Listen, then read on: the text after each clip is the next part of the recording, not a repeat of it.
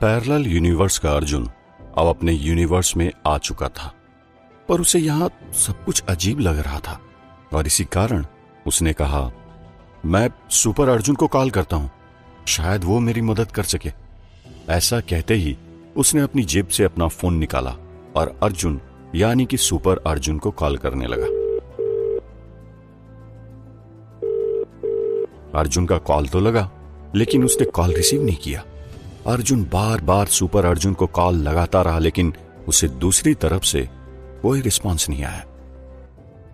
तुम्हें पता है कि सुपर अर्जुन इस वर्ल्ड में कहां रहता है? रोमा ने अर्जुन से सवाल किया। हाँ, अर्जुन यहां किसी डेविड जूल के घर पर रहता है, अर्जुन ने जवाब दिया। अर्जुन के मुंह से डेविड जूल का नाम सुनते ही लाइका और रोमा थोड़ा चौंकते हैं, क्योंकि जिस वर्ल्ड से वो आए हैं उस वर्ल्ड में डेविड जूल से मिलता जुलता नाम एक ऐसे शख्स का है जो कि शैतान डॉक्टर जूल है। मुझे लगता है कि अब हमें अर्जुन की तलाश में डेविड जूल के घर जाना चाहिए। शायद वहां पहुंचकर हमें तुम्हारे माता पिता से मिलने का कोई सुराग मिल सके, लाइका ने कहा।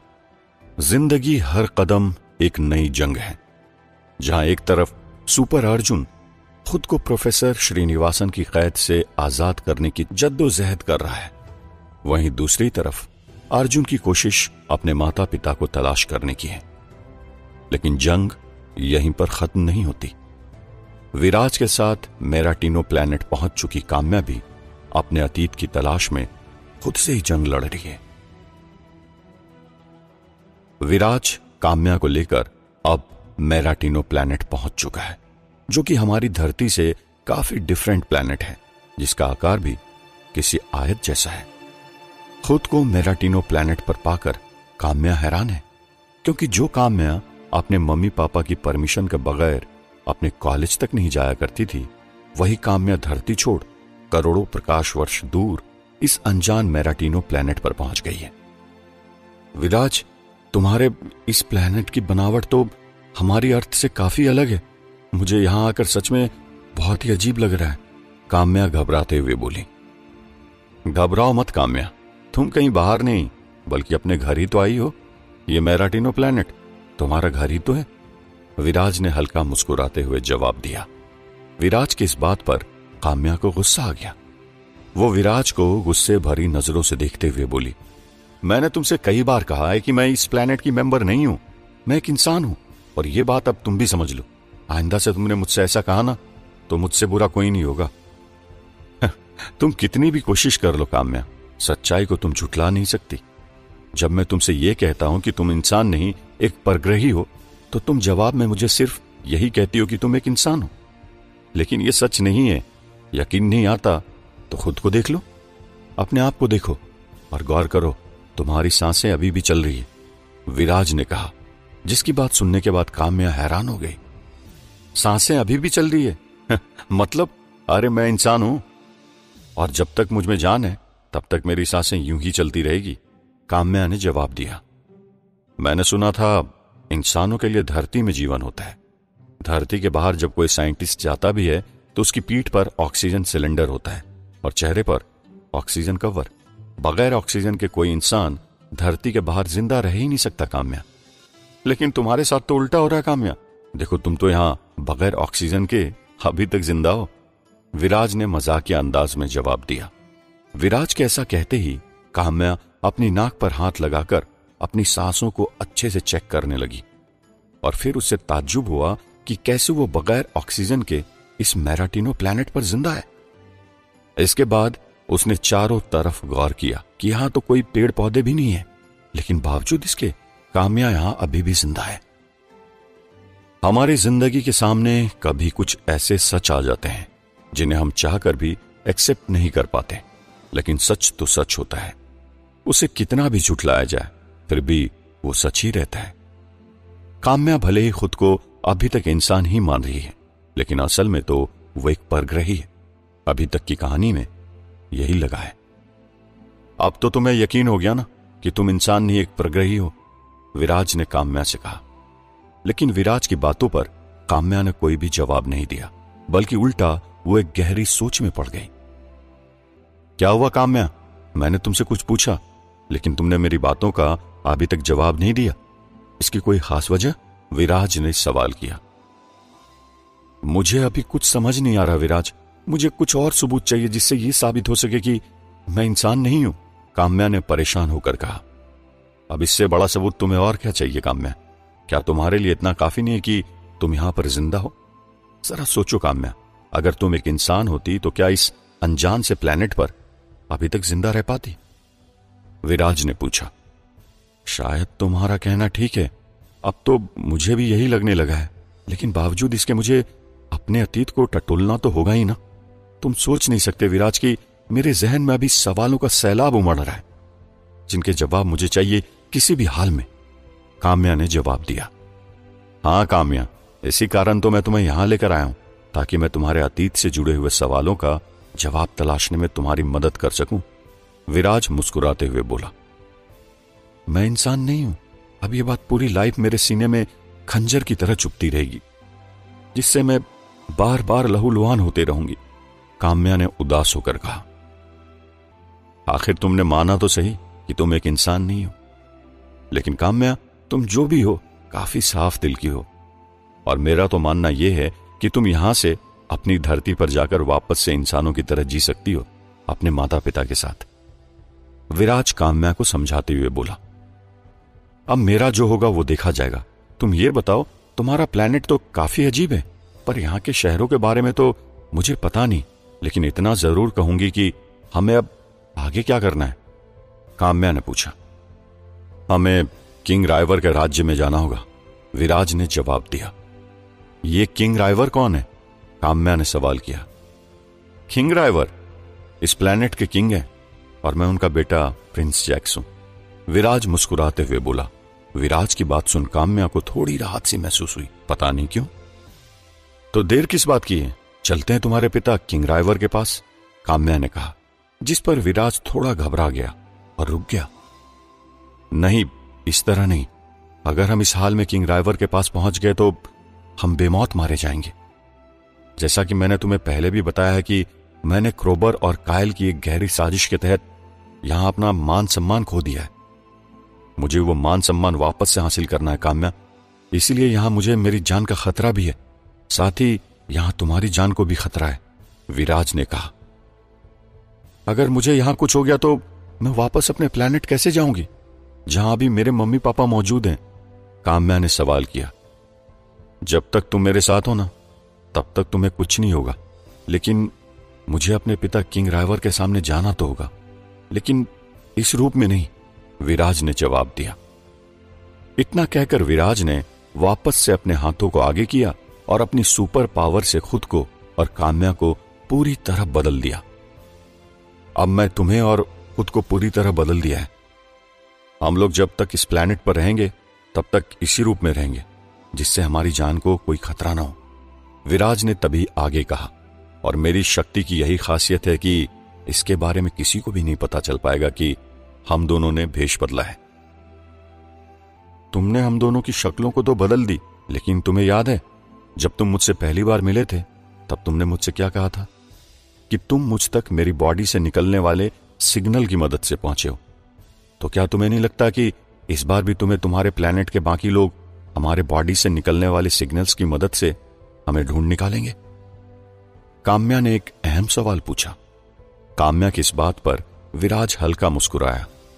उसने अपना दाहिना हाथ अपने सीने में रखा और चंद सेकंड के अंदर अपने सीने से एक चमकदार मेटल निकाल दिया, जो कि किसी बल्ब की तरह चमक रहा था। ये क्या है विराज? उस चमकदार मेटल को देखकर काम्या बोली।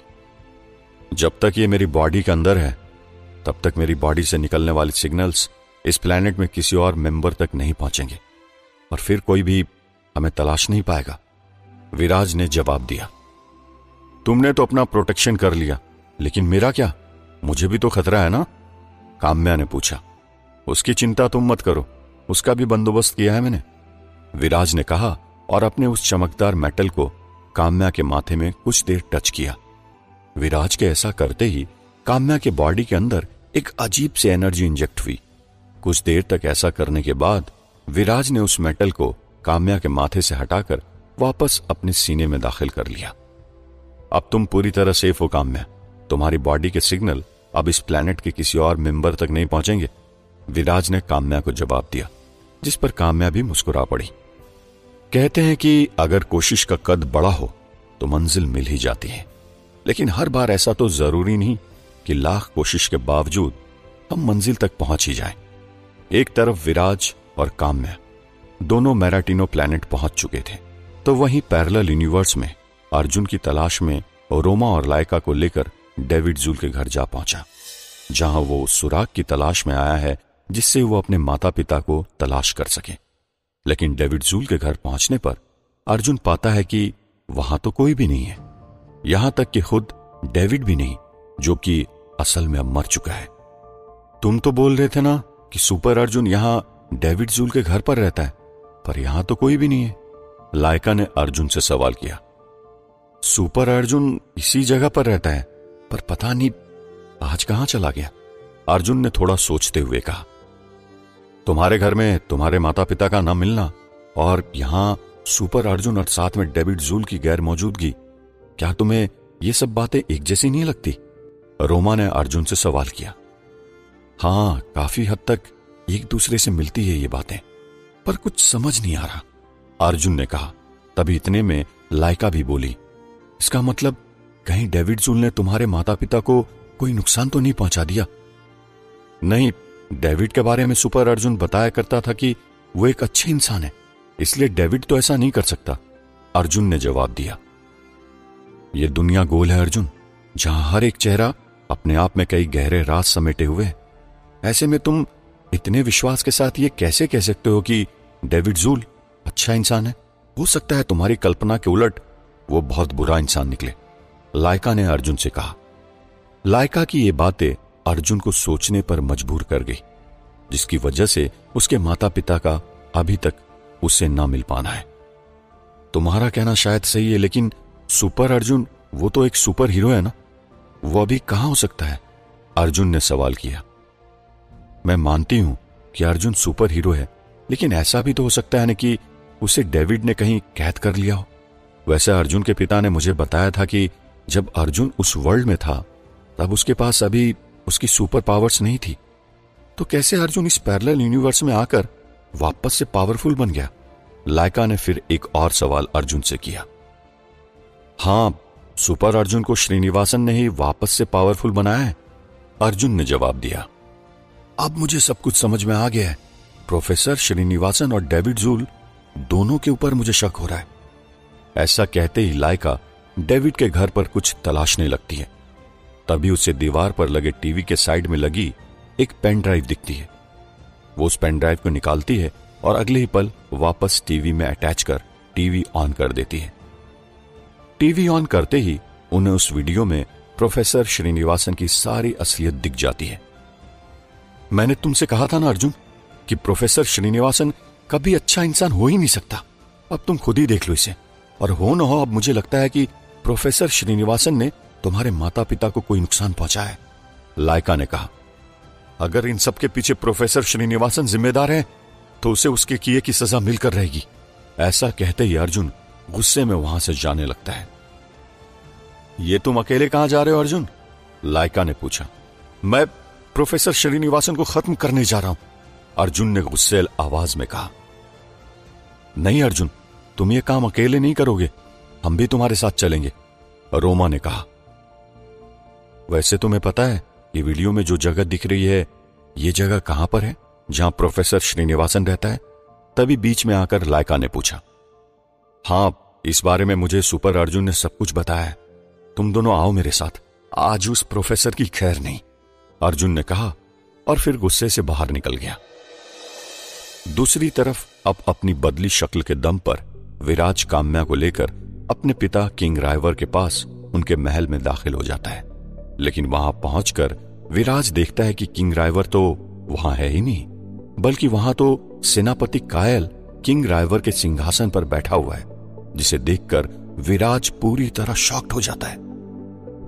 क्या हुआ विराज, तुम ऐसे गुस्से से क्यों कांप रहे हो?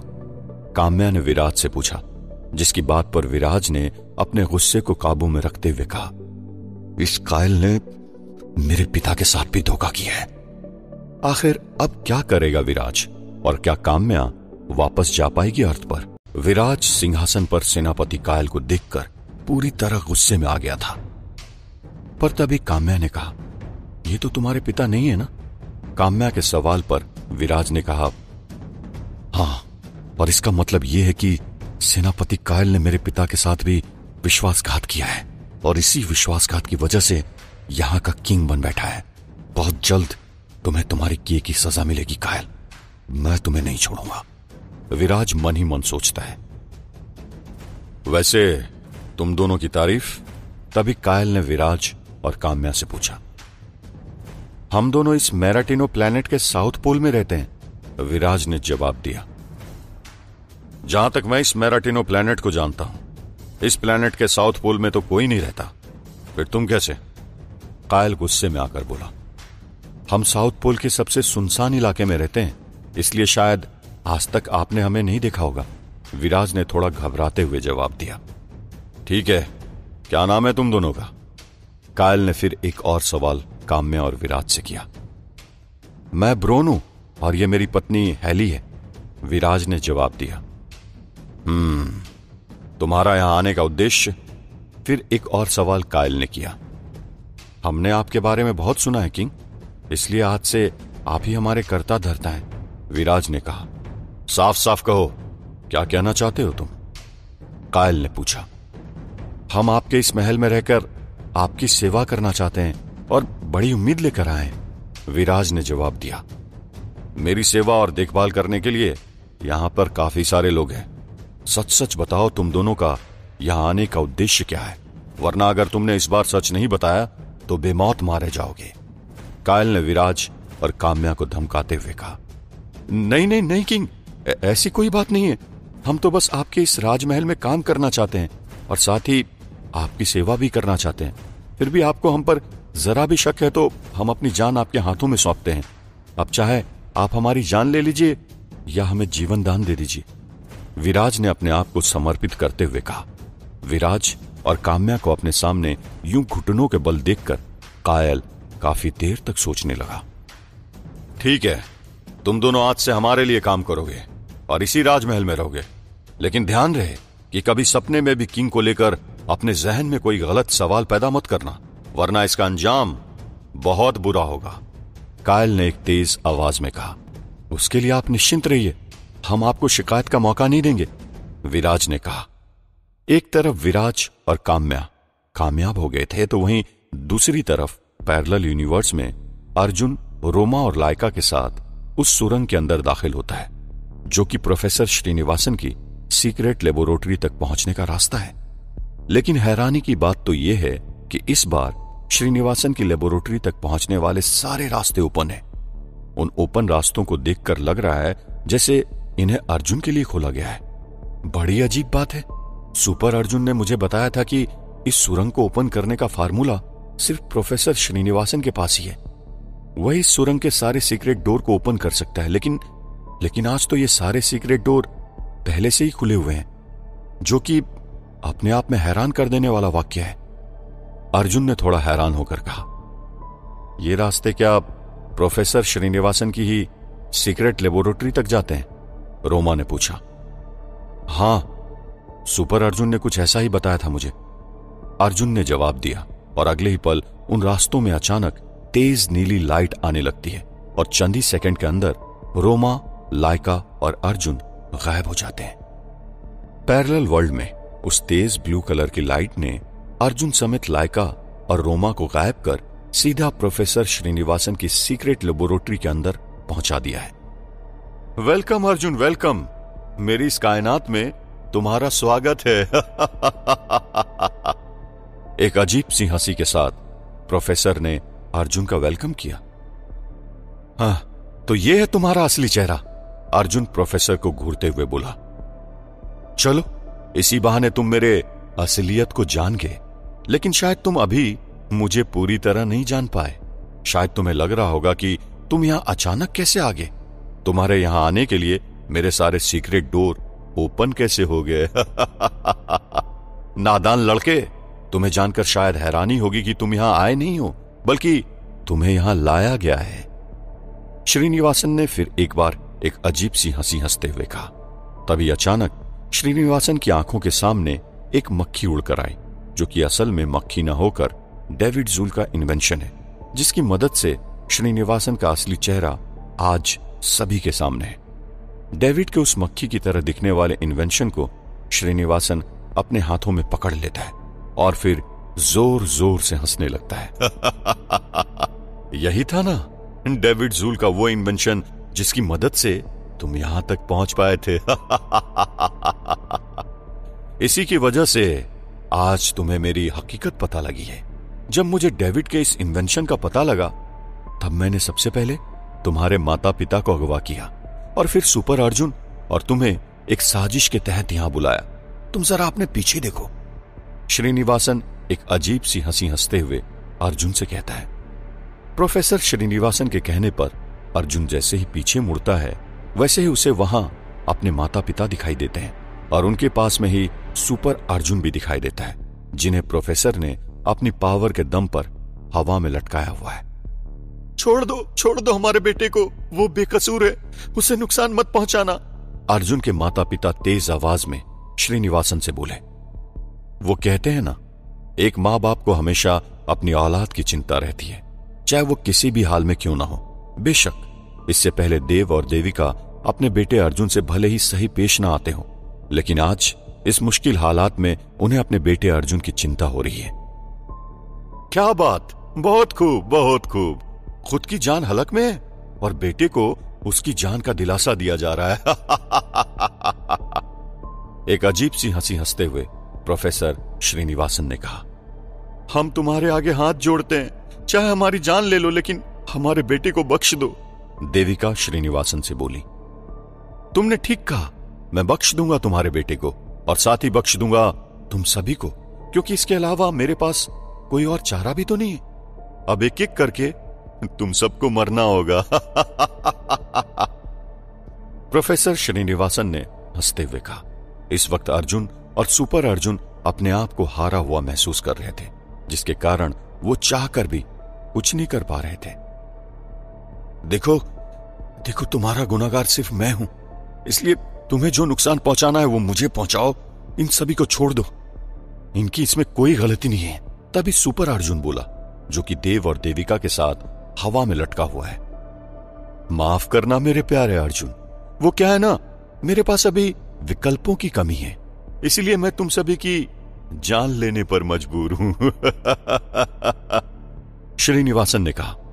उसने अपनी जेब से रिमोट निकाला और उसे देव, देविका और सुपर अर्जुन की तरफ कर दिया। श्रीनिवासन के ऐसा करने से नीचे एक बड़ा सा तेजाब का कंटेनर आ गया और ऊपर हवा में लटके हुए ये तीनों लोग धीरे धीरे उस तेजाब की गर्म खौलते कंटेनर की तरफ आने लगे। लेकिन तभी अचानक प्रोफेसर श्रीनिवासन के हाथों पर रोमा का जोरदार हमला हुआ और प्रोफेसर श्रीनिवासन का वो रिमोट रोमा के हाथ लग गया, जिससे कि प्रोफेसर श्रीनिवासन अभी तक सब कुछ कंट्रोल कर रहा था। टीममेट, ये बढ़िया काम किया आपने, अब इसे सबक सिखाते हैं, लाइका ने कहा, जिसकी बात सुनकर प्रोफेसर और भी ज्यादा गुस्सा हो गया। कौन हो तुम दोनों और क्यों मुझसे पंगा ले रहे हो? देखो, मैं तुम दोनों को नहीं जानता, इसलिए कह रहा हूं कि चले जाओ यहां से, नहीं तो फिर अच्छा नहीं होगा। मुझे तुम्हारी ये बकवास सुनने का कोई शौक नहीं, रोमा ने कहा। और फिर अगले ही पल रोमा उस रिमोट के सिस्टम को समझते हुए उसमें मौजूद एक ग्रीन कलर के बटन को दबाकर सुपर अर्जुन समेत देव और देविका को आजाद कर दिया। उधर मेराटिनो प्लैनेट पर काम्या और विराज महल के एक छोटे से कमरे में मौजूद है, जहां काम्या विराज से यहां के लोगों के बारे में कुछ सवाल करती है। तुमने तो कहा था कि यहां के किंग तुम्हारे पिता हैं, लेकिन जिस तरह से यहां के किंग तुम्हारे साथ पेश आए, वो किसी भी एंगल से तुम्हारे पिता तो नहीं लग रहे थे, काम्या ने सवाल किया। तुम्हें जानकर शायद हैरानी होगी, वो मेरे पिता नहीं, तुम्हारे पिता कायल हैं, जो धोखे से मेरे पिता किंग रायवर की जगह किंग बने बैठे हैं। और मेरा नसीब देखो, ये बात मुझे आज ही पता चली है, विराज ने मायूसी भरा जवाब दिया। विराज के इस जवाब पर काम्या पूरी तरह हैरान हो गई। वो कुछ देर तक सोच में पड़ गई, उसकी आंखें भर आई और फिर वो विराज से बोली, वो मेरे पिता थे? हाँ, वो तुम्हारे पिता हैं, जो पहले इस राज्य के सेनापति हुआ करते थे। लेकिन उन्होंने अपने बेटे क्रोबर के साथ मिलकर मेरे पिता के विश्वास को तोड़ा और अब खुद मेरे पिता की जगह किंग बन बैठा है। विराज ने जवाब दिया। क्या क्रोबर मेरा भाई है? काम्या ने कुछ सोचते हुए कहा।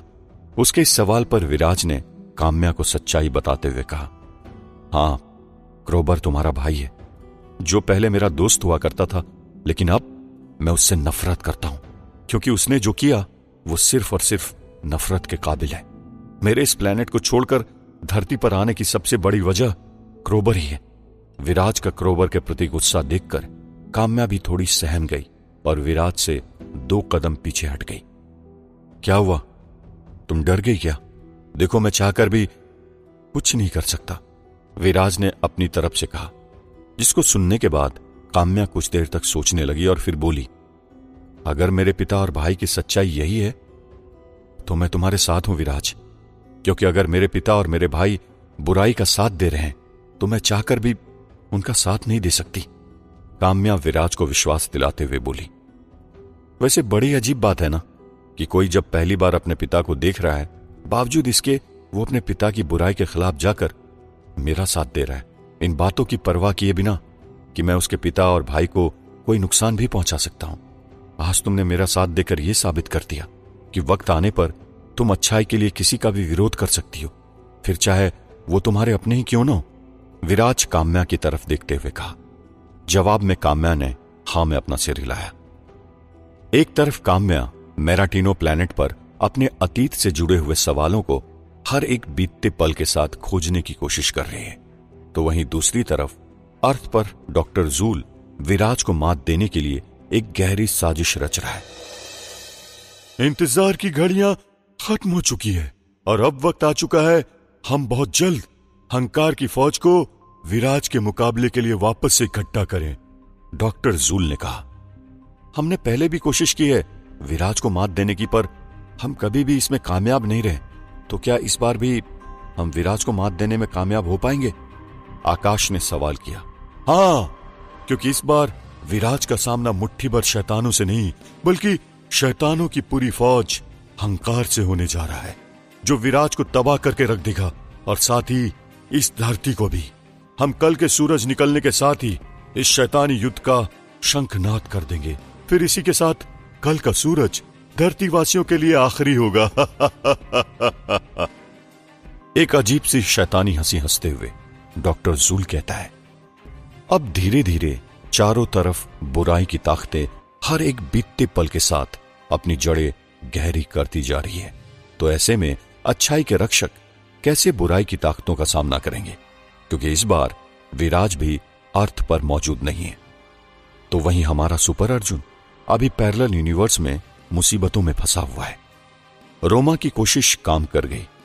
उसने अपने जबरदस्त फुर्ती से श्रीनिवासन के हाथ से उसका रिमोट छीन लिया और फिर उसकी मदद से सुपर अर्जुन समेत देव और देविका को भी आजाद कर दिया। लेकिन श्रीनिवासन अभी इतनी आसानी से हार मानने वालों में से नहीं है। श्रीनिवासन के पास उसकी मैजिकल वॉच है और साथ ही उसका सुपर पावरफुल ग्लव्स भी, जो कि अब उसके हाथों में आ गया है। श्रीनिवासन की मैजिकल वॉच का शीशा ओपन होता है। उस वॉच से रेडिएशन निकलने स्टार्ट होते हैं और अगले ही पल सायरन बजने की आवाज भी सुनाई देने लगती है। फिर क्या था, चंद ही सेकंड के अंदर वहां पर देखते ही देखते श्रीनिवासन के कई सारे स्टूडेंट्स जमा हो गए, जिनकी बॉडी के अंदर लगी एक चिप से उनके माइंड को कंट्रोल कर रहा है प्रोफेसर श्रीनिवासन। और अगले ही पल वो तेजी से अपने सुपर कंप्यूटर के सामने आ जाता है, जिसके अंदर वो पासवर्ड डालकर एक फाइल को ओपन कर रहा है।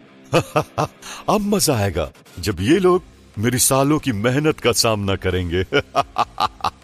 प्रोफेसर श्रीनिवासन ने हंसते हुए कहा।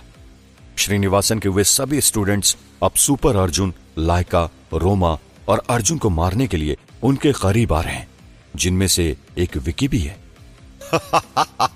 इन सभी के माइंड को मैंने पूरी तरह अपने कंट्रोल में ले लिया है। अब मैं जो कहूंगा ये वही करेंगे और मेरा इशारा है कि खत्म कर डालो इन्हें। एक अजीब सी हंसी के साथ प्रोफेसर श्रीनिवासन ने कहा। अब ये सभी स्टूडेंट अर्जुन, रोमा और लाइका से फाइट करने लगे हैं, तो वहीं सुपर अर्जुन इन सभी स्टूडेंट से फाइट करने के बजाय प्रोफेसर श्रीनिवासन की तरफ बढ़ रहा है। जिसके हाथ में उसके ग्लव्स और मैजिकल वॉच है। सुपर अर्जुन को अपनी ओर आता देख श्रीनिवासन अपनी जगह से उठता है और लेबोरेटरी में इधर उधर जाने लगता है और फिर एक जगह जाकर रुक जाता है। वो सुपर अर्जुन की तरफ वापस मुड़ता है और सिर्फ अपनी ग्लव्स का इशारा अर्जुन की तरफ करता है। उसके ऐसा करने से अर्जुन की रफ्तार धीमी हो जाती है, जो कि अभी कुछ देर पहले तक श्रीनिवासन की ओर तेजी से आ रहा था। साथ ही अर्जुन अब खुद को कमजोर फील कर रहा है। उसकी बॉडी से निकलने वाली एनर्जी एकाएक प्रोफेसर श्रीनिवासन के उस पावरफुल ग्लव्स के अंदर समाहित हो रही है। अब कैसे सामना करेगा सुपर अर्जुन प्रोफेसर श्रीनिवासन का?